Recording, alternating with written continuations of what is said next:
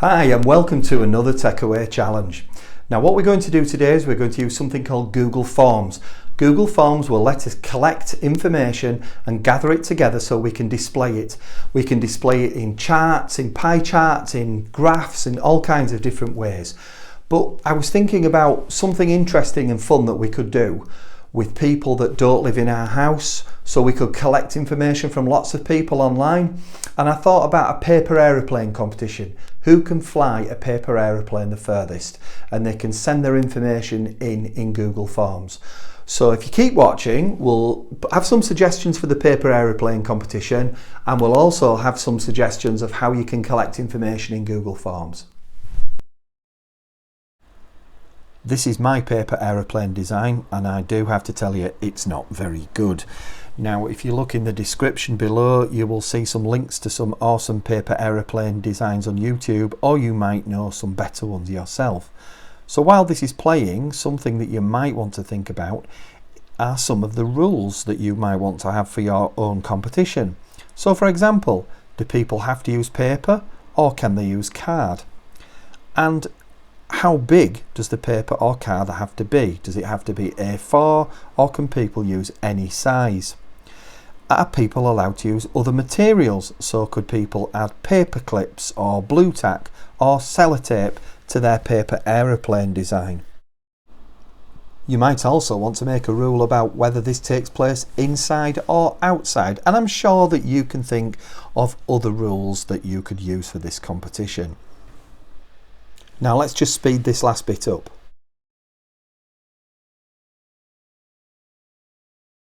Once it's been designed, then of course you have to fly it, and once it's flown in the garden, you can then measure it to see how far it's gone.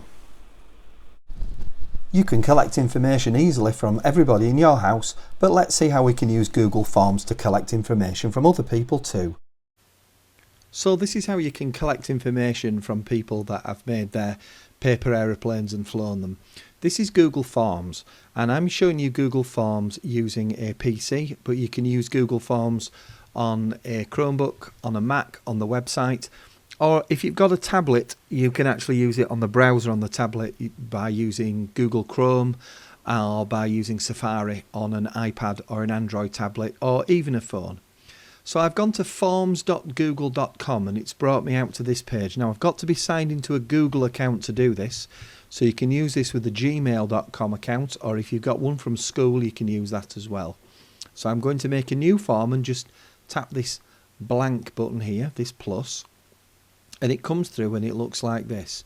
So I'm going to call mine Paper Aeroplanes Quiz, but what I want to do is I just want to show you what this actually looks like here. So here's one that I've actually made earlier, this paper plane competition, where you get the person's name and then there's some extra questions. I've asked for the length of the plane and the width of the plane, but you don't have to do that.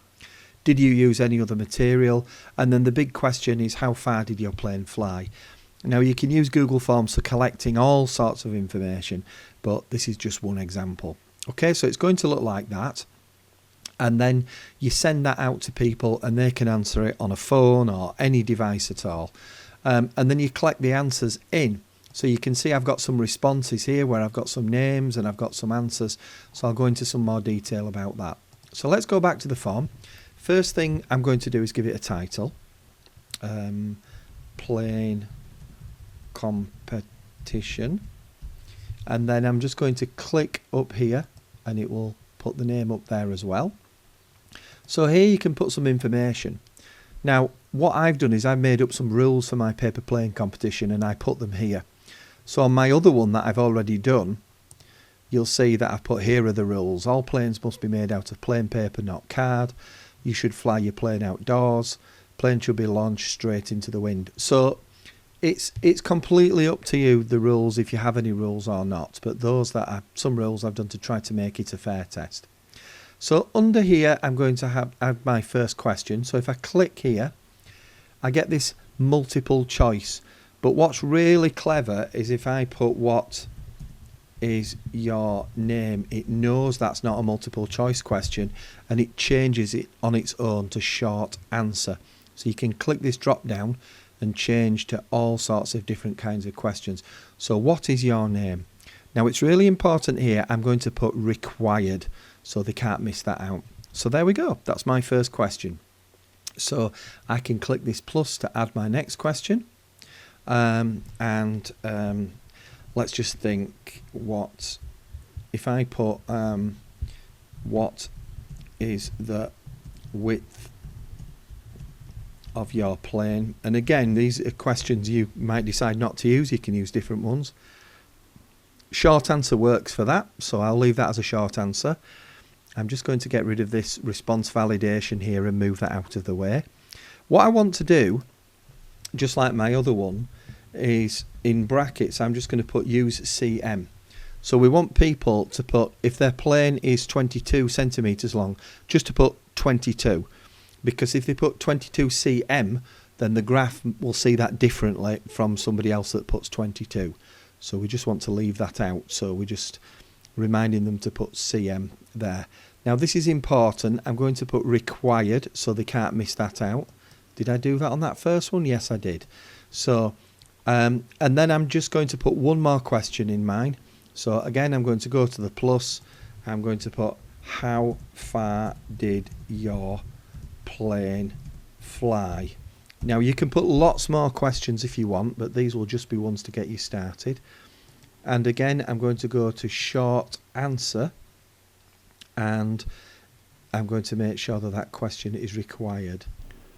Now let's have a look at some of the important settings that we've got here. If I click this cog up in the top right hand corner, then because I'm using a school account, an educational account, I've got a tick in this box that says only people from my school can actually fill this form in. So I need to take that tick out of that box and save it. Everything else we can leave the same. Now if you're using a Gmail account, you don't need to worry about that, because if you're using a regular Google account, then that box isn't there. Okay, so let's have a look at some other things that we've got on here. I've got this box that looks like a paint palette, and if I click on it, it says choose image. So I can click on that and just choose a nice picture to go for my form. I've got lots to choose here. I can upload my own pictures. I'm just going to go for these jelly beans, and then so I'm going to click on them and then click insert, and then they will be added to my form. So my form's got a cool heading up at the top, and then I'm just about ready to go for my next part of my form. So I've got this button that says send, and if I click that, then I can email people out who want to fill my form in, or what I can do is I can just click this chain icon here, which is a link for a website, and I get this really long link here, and I can copy this and then I can tweet it or use it in Facebook, or I can send it. You can ask your parents if you can send it to people in your family or friends via Facebook Messenger or WhatsApp if you're using WhatsApp on a website. So I can copy it and then I can send that out. Now I can shorten it so that web address is shorter, but it's still very complicated, isn't it? So once I do that, that means that I can send this out to people and people can start to fill my form in. And one of the other settings I forgot to tell you about is this eye up here. If I click this, it will just show everybody what my form looks like to somebody filling it in. So you can see this is what they do. What is your name? So I can say Tim, and what's the width of your plane? And let's say 23 centimeters, but I don't write cm. How far did your plane fly? So if my plane flew 4 meters 51 centimeters, I'd put 451 because I'm going to write it in cm. I should have really written here in cm or in meters and cm so everybody knows. I click submit and I get a message to say thank you. That's it. Now what happens with this information that we've been sent? Well, you'll see up here it says responses, and now it says 1. So let's click on responses so you can see I've got my information here. But what makes it really useful is if we can actually put this into a spreadsheet. So over here I've got this little icon, this green button here, and it says create spreadsheet. So if I click on it, I want to create a new spreadsheet. and I'm going to click create. So all this is just automatically saved in your Google Drive. So you can get back to this by just typing drive.google.com and you can see all the results. Now, I've only filled this in once, but I have got one where I've filled in with some more detail. So if you remember, I showed you this one, and so this has got 5 responses. So if I click on the responses, you'll see them down here, but I've already got the spreadsheet here. So if I click this, I've already set it up, it will open up the spreadsheet. So here's my spreadsheet with my answers that are down here, and you can see the answers. I've got the names of the people, I've got the time that they filled it in. Oh, I'll just get rid of this. I've actually put this in already. I'm going to show you how you can turn your answers into a graph in a minute. I had some other questions.